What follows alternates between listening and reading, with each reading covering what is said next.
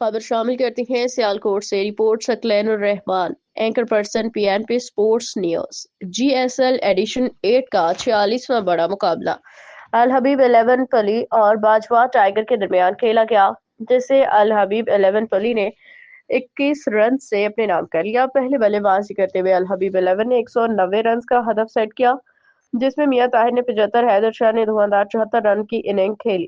ہدف کے تعاقب میں باجوہ ٹائیگر نے ایک اچھا آغاز نہیں لیا، لیکن بعد میں مقابلہ کافی ٹف دیکھنے کو ملا۔